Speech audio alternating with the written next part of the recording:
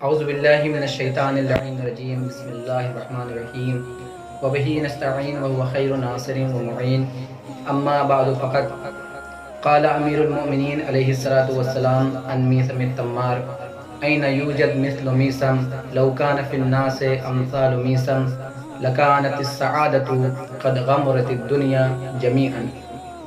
ناظرین کرام، السلام علیکم ورحمۃ اللہ وبرکاتہ۔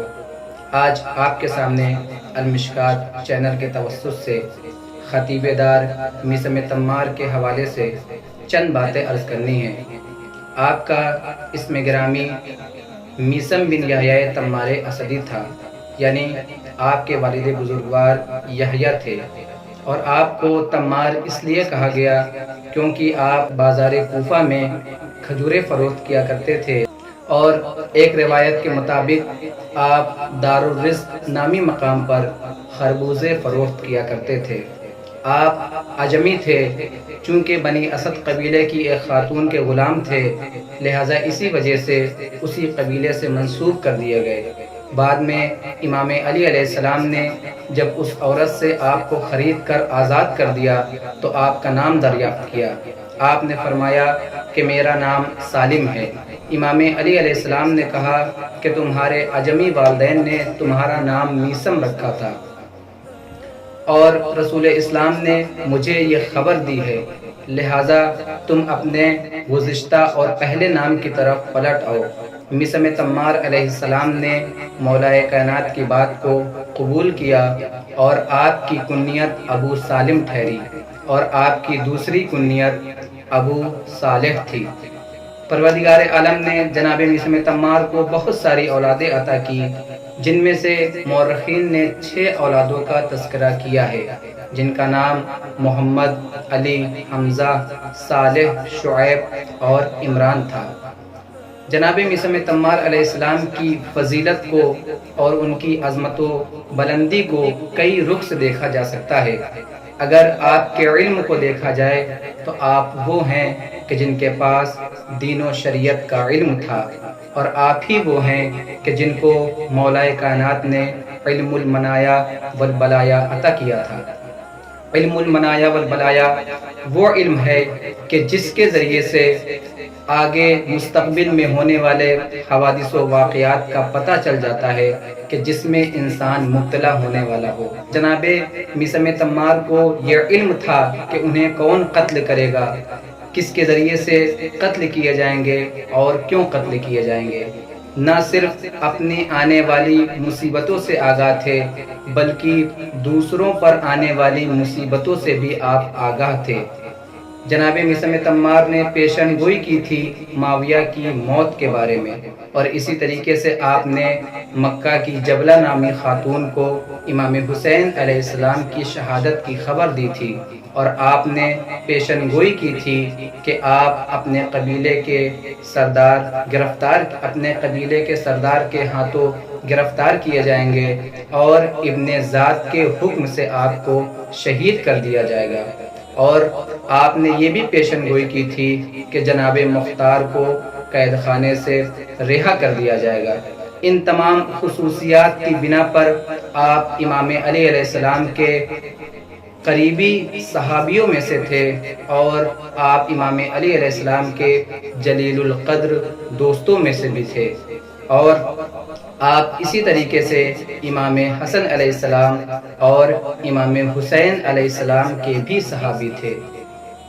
اور جناب میثم تمار علیہ السلام کو شرطۃ الخمیس کے اراکین میں بھی رکھا گیا تھا۔ شرطۃ الخمیس کے اراکین کے افراد وہ تھے کہ جو اتنے بہادر اور شجاع تھے، جنہوں نے مولا کائنات کے ساتھ یہ عہد و پیمان کیا تھا کہ وہ جنگوں میں آخری سانس تک آپ کا ساتھ دیں گے اور آپ کی نصرت و مدد کرتے رہیں گے۔ جناب میثم تمار کی اگر شجاعت کو دیکھا جائے تو آپ بہت نڈر اور بہادر تھے، اور آپ کوفے کے شیعوں کے خطیب بھی تھے، آپ کی بہادری کو دیکھا جائے تو میں یہ کہہ سکتا ہوں کہ جناب میثم تمار وہ جری، وہ بہادر، وہ شیر، وہ ساونت، وہ عظیم شخصیت تھے جنہوں نے حق و حقانیت کے پرچم کو بلند کیا اور اپنے مولا کی محبت و مودت کا اعلان اس طریقے سے کیا کہ زباں کٹ گئی مگر حقانیت کی آواز کو دبنے نہیں دیا۔ دشمن مجبور ہو گیا کہ تکلم کو روکنے کے لیے زبان کاٹے، لیکن یہ صداقت کی زبان تھی، یہ محبت کی زبان تھی، یہ عقیدت کی زبان تھی، یہ وہ اس جری کی زبان تھی جس نے تکلم کو لفظوں کا جامہ نہیں پہنایا، بلکہ وہ خون جگر تھا جو زبان سے جاری ہو رہا تھا، وہ سیل نور تھا جو چشمہ حکمت سے جاری ہو رہا تھا، وہ حقیقت کے آبشارے تھے جو کائنات میں روشنیاں بانٹ رہے تھے، وہ پاکیزہ فکر تھی جو لوگوں کو حقائق سے آشنا کر رہی تھی۔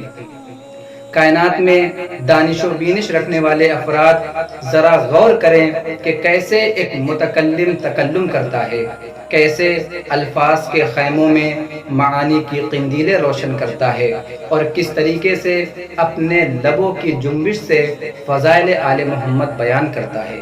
عام حالت میں خطیب کے لیے تکلم کرنا آسان ہوتا ہے، لیکن دشمنوں کے نرغے میں، تلواروں کے سائے میں، خنجروں کی چمک کے درمیان جہاں جلاد تلوار لے کر کھڑا ہو، اس مقام پر ایمان و ایقان اس بلندی پر ہونا چاہیے کہ گردن کٹ جائے، زباں کے ٹکڑے ٹکڑے کر دیے جائے، مگر محبت آل محمد میں فرق نہ آئے۔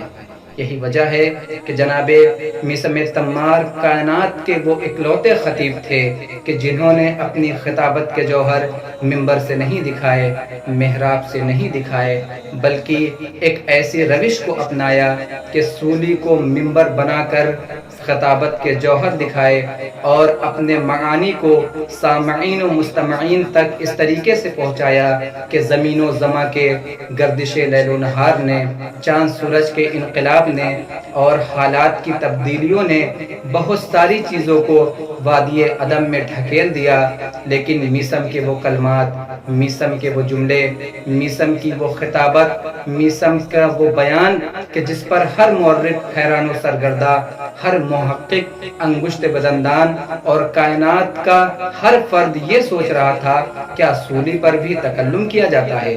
لیکن ہاں، ایک مرحلہ ایسا آیا کہ جب جناب میثم تمار نے سولی پر تکلم کیا۔ جناب میثم تمار کو مولا کائنات نے ان کے موت کی خبر پہلے بتا دی تھی۔ یہی وجہ ہے کہ جب ابن زاد نے جناب میثم تمار سے پوچھا کہ تمہارے مولا نے تمہارے بارے میں کیا کہا ہے، تو جناب میثم تمار نے کہا کہ میرے مولا نے کہا ہے کہ تو میری انگلیاں کاٹ دے گا، تو میرے پیر کی انگلیاں کاٹ دے گا، تو میری زبان کو کاٹ دے گا۔ ابن زاد نے حکم دیا کہ میثم کو سولی پر چڑھا دیا جائے۔ میثم کو سولی پر چڑھایا گیا۔ ایک مرتبہ جناب میثم تمار نے لوگوں کو مخاطب کر کے کہا، اے کوفے والو، آخری بار میثم کی زبانی علی کے فضائل سنتے جاؤ۔ اس کے بعد جناب میثم تمار نے مولا کائنات کے فضائل بیان کرنا شروع کیے۔ جیسے ہی فضائل بیان کرنا شروع کیا، لوگوں میں ایک انقلاب پیدا ہو گیا۔ ابن زاد کو جب یہ پتہ چلا کہ میثم علی کے فضائل بیان کر رہے ہیں، تو ابن زاد نے جناب حکم دیا کہ میثم کو شہید کر دیا جائے۔ لیکن ناظرین کرام، میں اس مرحلے پر یہ کہنا چاہوں گا کہ جناب میثم تمار نے سولی پر چڑھنے کے بعد مولا کائنات کے فضائل کو بیان کیا، لیکن جب انہیں سولی پر چڑھایا گیا تو ان کی گردن کو جدا نہیں کیا گیا تھا، شہرگ حیات منقطع نہیں ہوئی تھی، پورا سراپا وجود محبت آل محمد میں گویا تھا اور میثم علی کے فضائل بیان کر رہے تھے۔ لیکن میں کہوں گا کہ سولی پر تکلم کرنے والا اور ہوتا ہے، کٹا ہوا سر نوک نیزہ پر چڑھا دیا جائے، نوک نیزہ کو منبر بنا کر قرآن کی تلاوت کرنے والا اور ہوتا ہے۔ اور ہونا بھی یہی چاہیے کہ جب غلام تختہ دار اور سولی کی بلندی سے فضائل آل محمد بیان کر سکتا ہے تو آل محمد بھی نوک نیزہ سے قرآن کی تلاوت کر کے لوگوں کو درس حیات دیتے ہیں کہ میثم فضائل آل محمد بیان کرتا ہے، آل محمد قرآن کی آیتوں کی تلاوت کرتے ہیں، اور شاید اسی کا اظہار کائنات میں ہوتا ہے، اور انی تارکم فیکم الثقلین کی محکم دلیل انسانیت کو مل جاتی ہے۔ حضرت میثم تمار ایک فرض شناس خطیب تھے جنہوں نے اپنے ایمان و ایقان کا اظہار اپنے الفاظ کے ذریعے سے کیا۔ جناب میثم تمار کو مولائے کائنات پر کتنا بھروسہ اور اعتماد تھا کہ جب مولائے کائنات نے ایک درخت کی طرف اشارہ کرتے ہوئے جناب میثم تمار سے کہا کہ اے میثم، تمہیں اس درخت کے اوپر پھانسی دی جائے گی۔ ناظرین کرام، آپ ذرا غور کریں کہ اگر ایک عام انسان سے یہ کہہ دیا جائے کہ تمہیں فلاں درخت پر پھانسی دی جائے گی تو وہ انسان کیا کرے گا؟ وہ انسان اس درخت کو کاٹ دے گا، اس کے وجود کو فنا کر دے گا۔ لیکن عاشق علی حضرت میثم تمار کے رتبے اور ان کی بہادری کو دیکھیے کہ جب میثم تمار کو پتہ چلا کہ فلاں درخت پر پھانسی دی جائے گی تو اس روز سے جناب میثم تمار اس درخت کو پانی دیتے ہیں۔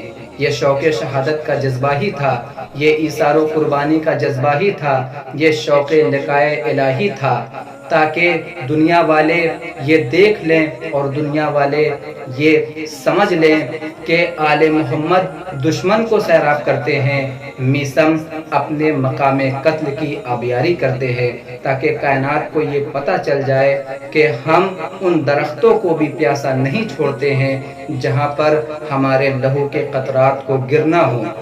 شاید یہی وجہ ہے کہ مقتل کی زمینوں کو خریدا جاتا ہے تاکہ جہاں پر اہل بیت کے لہو کے قطرات گرنا ہوں وہ کسی غیروں کے پاس نہ جائیں۔ امام حسین علیہ السلام کے کربلا پہنچنے سے 10 دن پہلے آپ کی شہادت واقع ہوئی۔